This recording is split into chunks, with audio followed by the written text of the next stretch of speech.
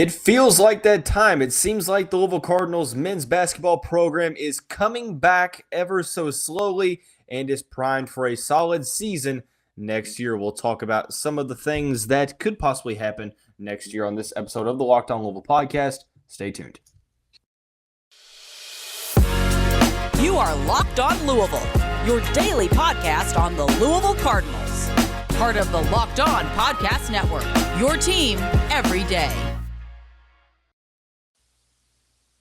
It is Wednesday. You already know what the deal is here on the Locked On Louisville podcast. Cardinals Sports Zone co-founder and editor Jeremy Wahman joining me, Dalton Pence, on the set. Long overdue. A lot of that on my part, but he's back on. 55, what's going on, man?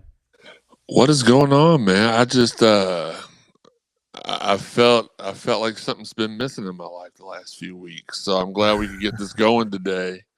I just shot a little text, shot the bat signal out, and was like, Woman Wednesday? And you were like, say less. So I didn't respond because I don't know. Yeah, so I didn't respond to that text because I was like, what's less than say less than nothing? So I didn't say nothing. So glad to be here.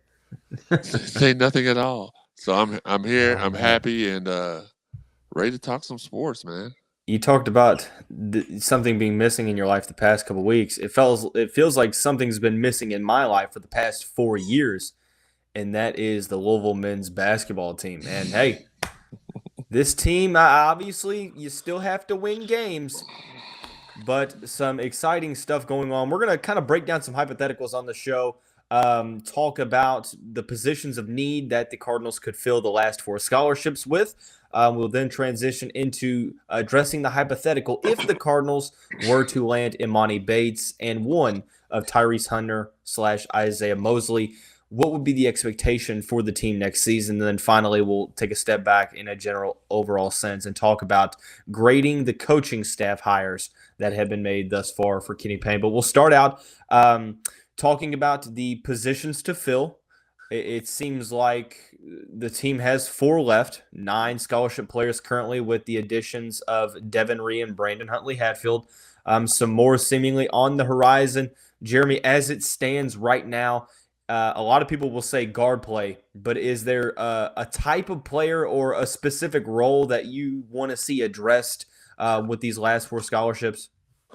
Not really. I think what we're going to go after is the best available, and I think with 2 5-stars, the only 2 5-stars in the transfer portal, in Bates and Hunter, I think those 2 are absolutely necessary. I even have them both as locks on my crystal ball, even though I don't have a crystal ball or anything to lock it with. But I think you go out and you get the best available.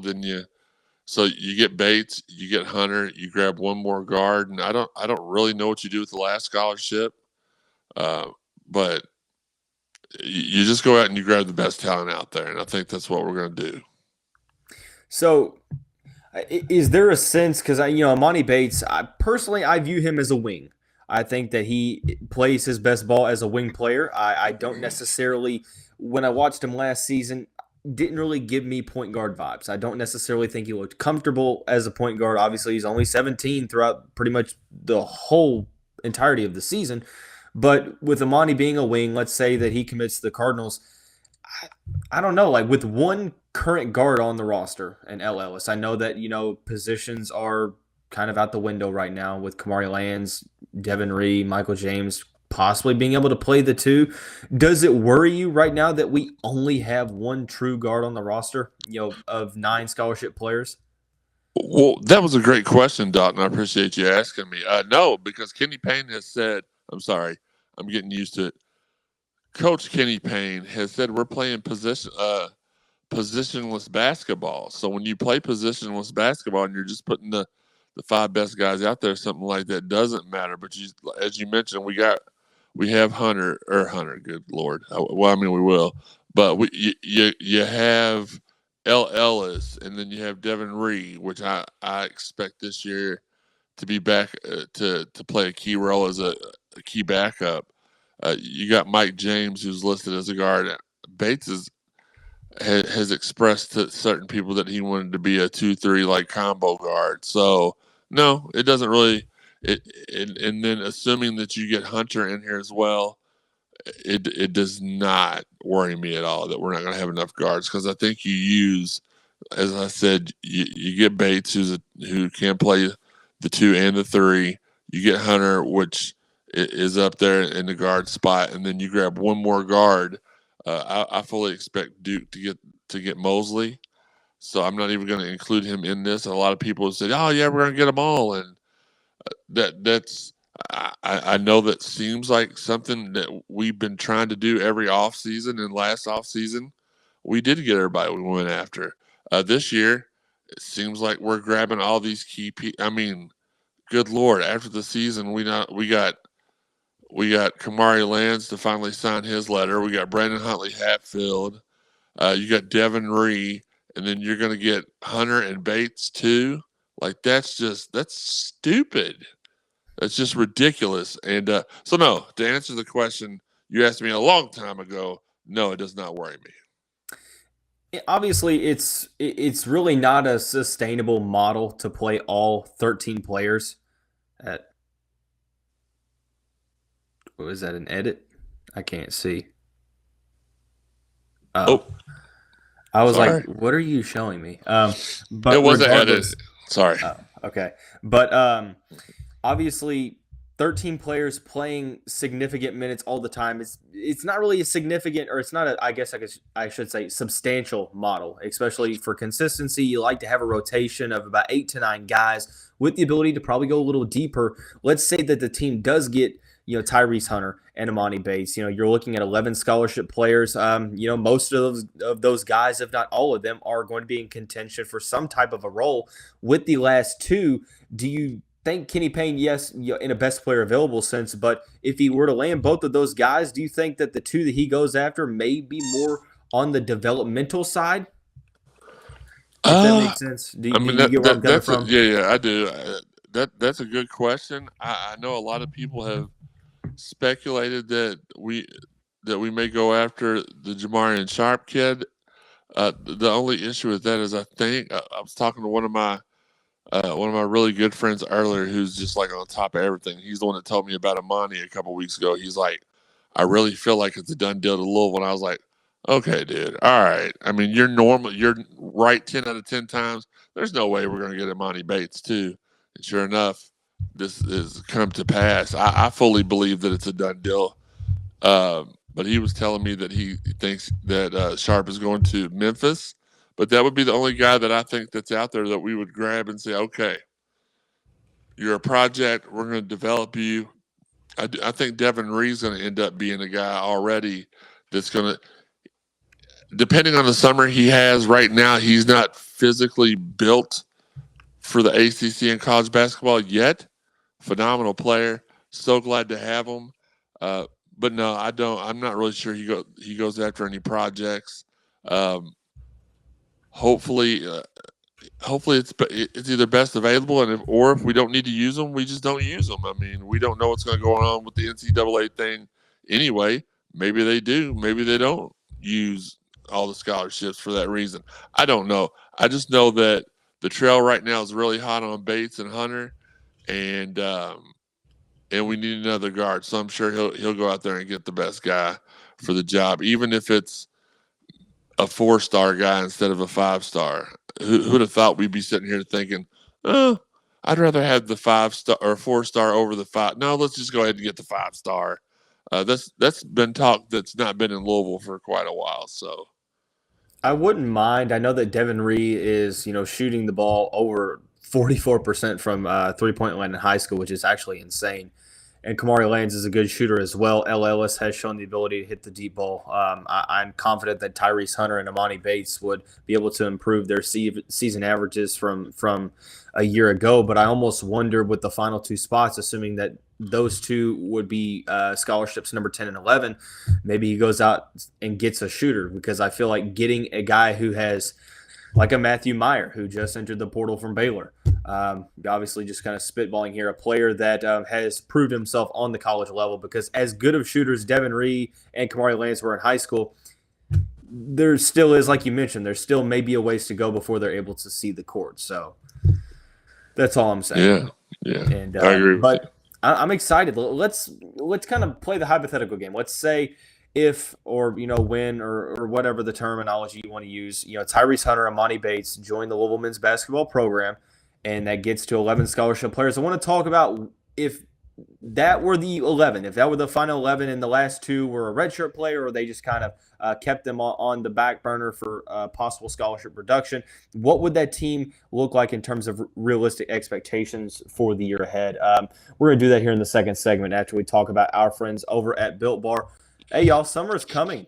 And with summer, you're going to need some food on the go. Built Bars are the perfect snack to take with you on family vacations. Throw them in your bags, in your kids' backpacks. Make sure that everyone has a bar so you are fueled for your summer adventures. All Built Bars and their puffs are covered in 100% real chocolate. That means that with Built Bar, you can eat healthy and actually enjoy eating them. Doesn't really have that chalky, waxy characteristics that a protein bar may have. Built Bar makes sure that there is something for everyone. There's so many different flavors that you can choose from.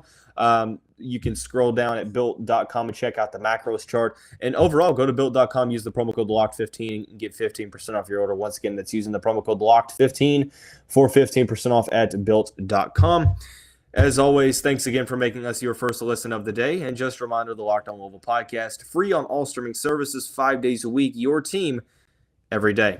Jeremy Wahman back on the show after a couple-week hiatus, but he is back, the man with the plan. Okay, Emoni Bates, Tyrese Hunter joined the team. That's the hypothetical. What is your realistic expectation for the team, and what is the ceiling for the team? So two different entities. Oh, gosh.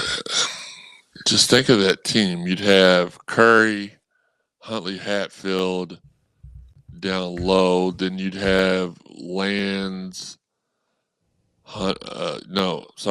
You'd have Bates, and then you'd have Hunter and L starting, and then you'd have Lands, Wheeler, Wheeler,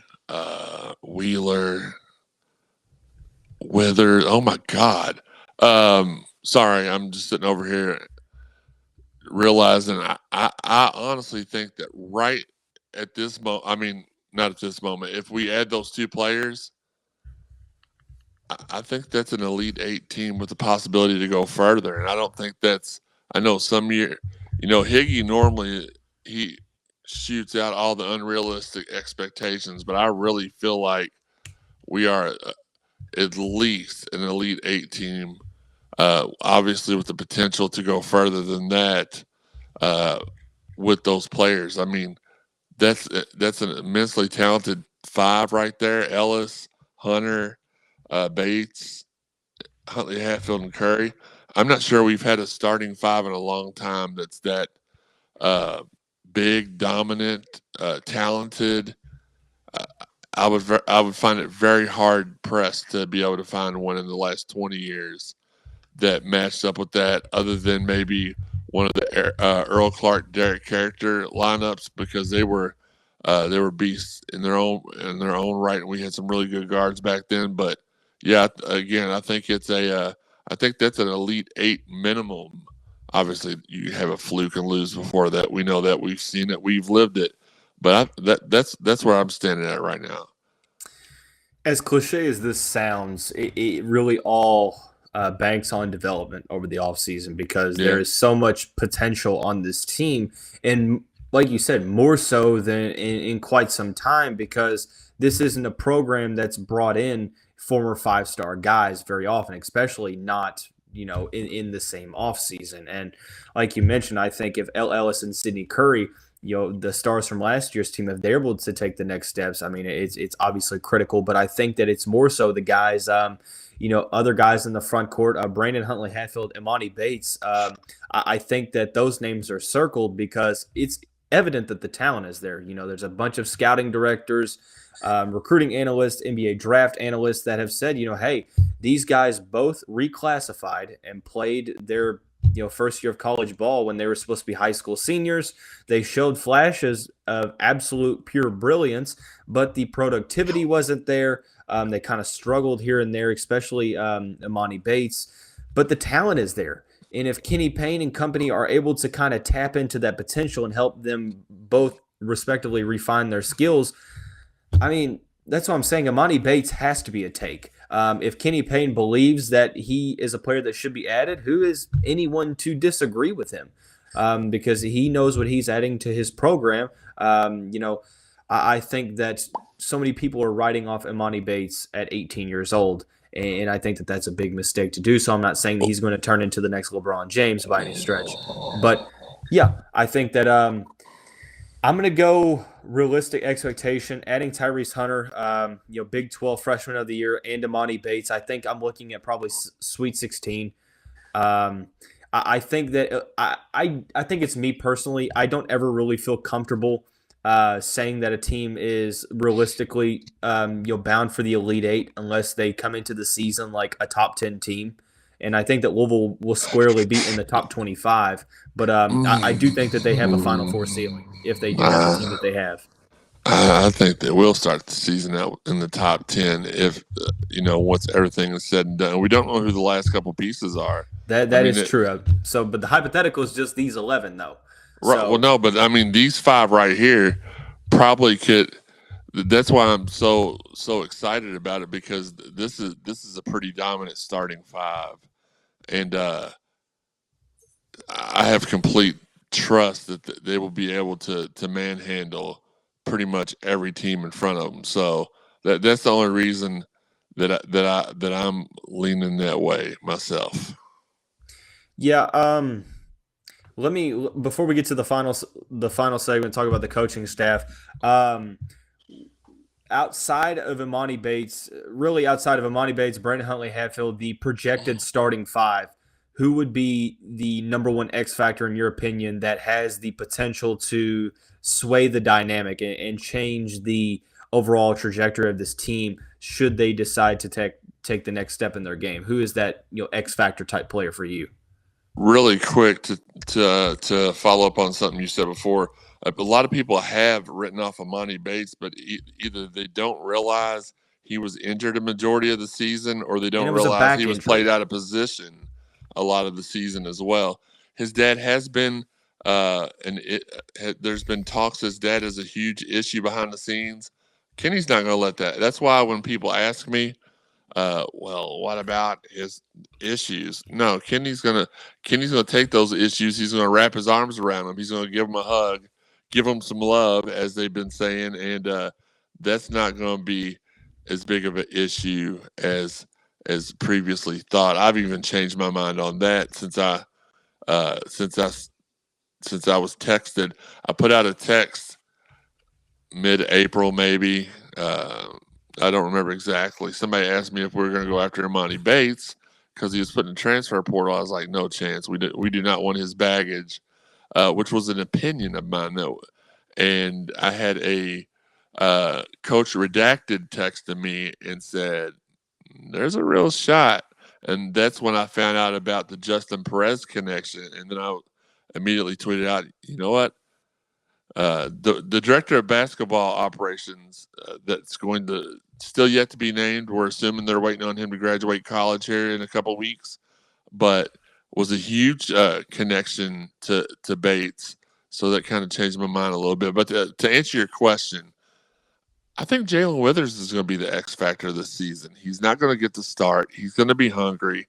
Kenny talked him into staying for a reason. He saw something in Jae'Lyn, and I just feel like Jae'Lyn's going to be. He's going to be. I've had multiple conversations with Jae'Lyn throughout the season where he didn't like all the stress and extra bull crap that was going on.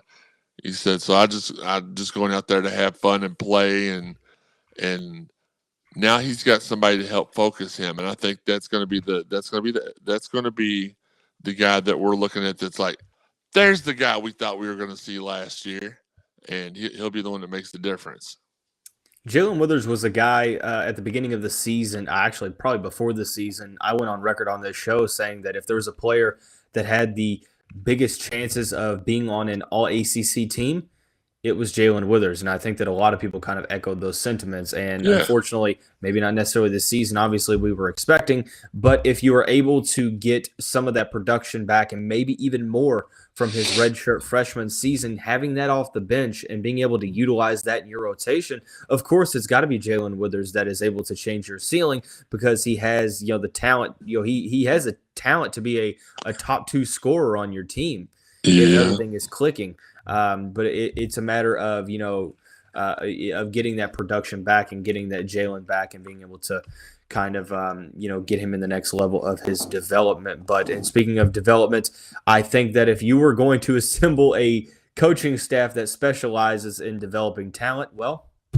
you've done that if you are Kenny Payne. The 3 bench assistants are have been named. You talked about possible director of basketball ops that should be named here whenever he graduates college. We're going to grade the hires for Kenny Payne's offseason here in the final segment. We'll do that after we talk about our friends over at Rock Auto. With the ever-increasing numbers of makes and models, it's now impossible for your local chain auto parts store to stock all the parts your car will need. Why endure often pointless or even seemingly intimidating questioning and wait while the person behind the counter orders the parts on their computer, choosing the only brand their warehouse happens to carry when you have computers with access to rockauto.com at home and in your pocket? It allows you to save time and money. It's a family business. Prices are reliably low for every customer. Their website is easy to use, and you can find all of the solutions to your auto part needs. Go to rockauto.com right now. See all of the parts available for your car or truck right locked on in there. How did you hear about us box? So they know we sent you. Amazing selection, reliably low prices, all the parts your car will ever need. rockauto.com. Final segment with Jeremy Wahman on the show for this special Wahman Wednesday episode of the Locked On Louisville podcast. Kenny Payne has knocked it out of the park when it comes to the hires that he's made. And I've never seen a coach. Now, obviously, I'm only 24 years old. So I remember Rick Pitino, and I remember Rick Pitino, I remember Chris Mack, and now I remember the early start of Kenny Payne's tenure. Any head coach like this, it's not often that you don't even get a wind of who is going to be the next hire until 30 minutes, or in Josh Jamieson's case, like 5 minutes on who the next hire is going to be. Nolan Smith seemed like a no-brainer. Danny Manning was, a out of left field type of hire, and Josh Jamieson was one that I remember you talking about. But even up to the hire, a lot of people were thinking, okay, well, maybe it's going to be Milt Wagner, maybe it's Joe Justice, maybe it's XYZ. It ends up being Josh Jamieson, and obviously Justin Perez, the director of basketball player ops, probably going to be announced here in the next month or so. Overall grade for this offseason, is it as certain as I think it is? Well, I mean, seeing that I had 3 out of the 4 members of the coaching staff available on our podcast and on our Twitter feed, March, April, May, 3 months ago, and that was a lot of people's. The Danny Manning hire, I believe, was a direct result of Milt Wagner not taking that job. I do think Milt's going to be. I think he's going to have a part with the program, but I love all the hire. The Danny Manning one, even though it was not one that was on anybody's list, really excites me because he's such a great developer of big men. And then you've got Nolan, he's like, and I know you've probably noticed it if you've been following him since he took the job, but he's the glue of that coaching staff. He's very, very popular with all the recruits. They all know him. He's great at the scouting part. He's a really good coach. Jamieson is a guy that I initially thought would be the director of basketball operations because of his bond with Kenny. I was told, he's the director of ops at Oregon, so we think that's what he's going to be at Louisville, but he will have a job with Kenny. And sure enough, he ended up on the staff, and he's so thorough with everything because of his role as director of basketball operations. I'm not sure this could have went any better for U of L than it did. I don't have a negative thing to say about any of them. I will give none of them less than an A++. Other than putting Michael Jordan on our bench, we did as well as possible. I mean, exceeded expectations. Even though, like I said, 3 out of the 4 of them you heard about on the show months before it happened. The hire of Josh Jamieson was an interesting one because obviously he spent the last 14, 15 seasons in the director of basketball ops role. The executive director role at Oregon.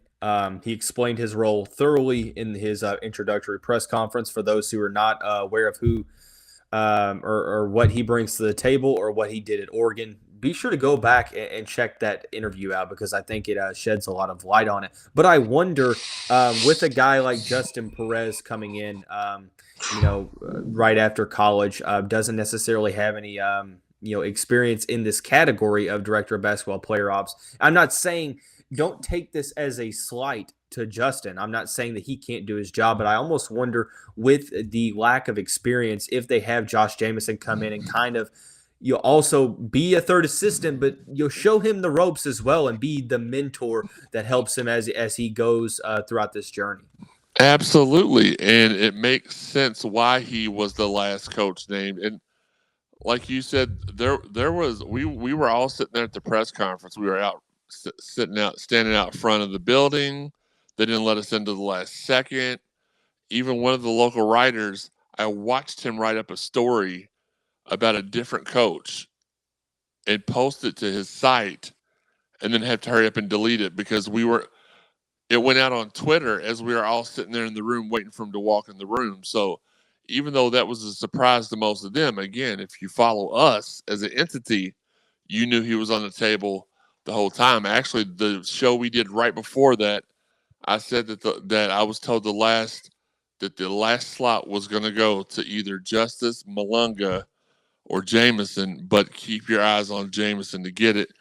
And I think it's for the exact reason you just mentioned. He's going to have to teach and help Justin. I don't think there's any shame in that. He's never been director of basketball operations before, so why not have a guy that's been that for the last 17 years at a Power 5-ish school? I'm just kidding. In Oregon. So I love all the hires. I don't, again, other than taking Danny Manning away and putting Shaquille O'Neal on the coaching staff, I don't know that you could have gotten any better at any of those slots than you did. Of course, I'm impressed with the staff that he's put together, but I'm almost kind of more impressed by the way that he went about it. He didn't necessarily, and everyone was wanting for those who want Kenny Payne to be a reactionary type of coach in the sense of making hires and bringing players in. That's just not him. He's shown that it seems like, he's working behind the scenes, obviously, but he is very meticulous in the way that he approaches things. And you could tell by the timing it takes for some of these coaches to be named because, like you said, there's a very strict criteria of who or what he's looking for in a prospective coach. I really do like this coaching staff on paper. Obviously, it's going to come down to getting results and winning basketball games. So, you take everything with a grain of salt because you still have to win games. But I think that if you are going to surround a first-time head coach with a solid coaching staff, probably not many better coaching staffs for this one. No, and I agree with you. I love how stealth Kenny's been about. Actually, I just assume I'm going to look at my phone in the morning and see basketball press conference up at the Planet Fitness Cooper Center set for 2:00 because we still got some more announcements to make. There's going to be one more coach added. I was told, and I'm sure you all heard it on middays with Marcus and Steve. Boo Brewer announced there's going to be one more coach named. I'm going to assume that's a special assistant role, which should be fantastic. I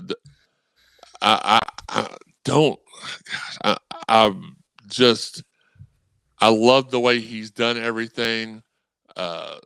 Again, we've got that special assistant role. We're going to name our strength and conditioning coach, which I think will be somebody who has lived in the state of Kentucky the past several years.